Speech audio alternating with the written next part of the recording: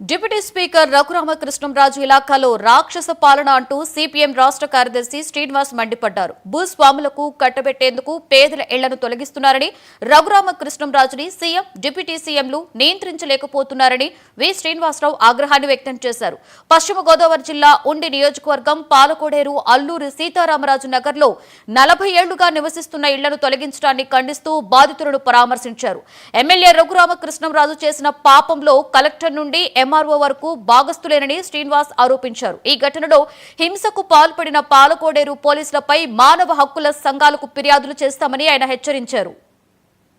పాలకోడేరు గ్రామంలో అల్లూరి సీతారామరాజు నగర్లో ఇక్కడ 40 ఏళ్లుగా నివాసం ఉంటున్నటువంటి పేదల వాళ్ళ ఇళ్లని, గుడిసెల్ని కూల్చేసి అక్రమంగా, అన్యాయంగా, చట్టవిరుద్ధంగా కూల్చేసి బుల్డోజర్లు పెట్టి కూల్చేసినటువంటి చాలా దుర్మార్గం.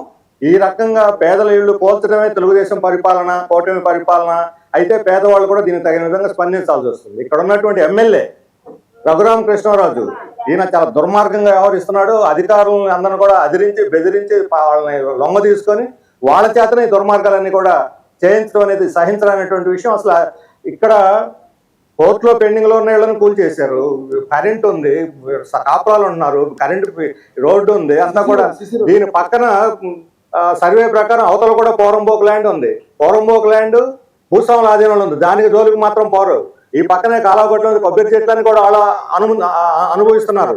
మేము ఇప్పుడు ఈ దుర్మార్గాన్ని ఖండించడమే కాదు, వీళ్ళకి అవసరమైన పునరావాసం వెంటనే 4 రోజుల్లోగా ఈ గట్టు మీదనే ఇక్కడే ఇల్లు కట్టించకపోతే ఈ ఎమ్మెల్యే లేకపోతే ఈ నియోజకవర్గం యొక్క మొత్తం భాగవతాన్నంతా కూడా ఈ దుర్మార్గాల్ని, అరాచకాలని రాష్ట్ర వ్యాప్త ఉద్యమంగా మార్చాల్సి వస్తుంది.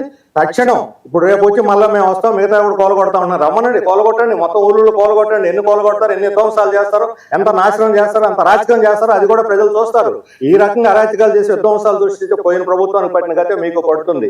వాళ్ళు 5 ఏళ్ల ఉంచారు, మిమ్మల్ని 5 ఏళ్ళు కూడా ఉంచరు. ఇది ముఖ్యమంత్రి, ఉప ముఖ్యమంత్రి వాళ్ళ దృష్టికి ఉందో లేదో మాకు తెలియదు. ఈ రఘురామకృష్ణరాజు యొక్క అరాచకాలని ముఖ్యమంత్రి అదుపు చేయకపోతే మొత్తం దీని యొక్క ఫలితం, దీని యొక్క పాపాన్ని తెలుగుదేశం కూడా అనుభవించాల్సి వస్తుంది. పాలకోడేరు గ్రామంలో అల్లూరి సీతారామరాజు నగర్లో ఖమ్మం జిల్లాలో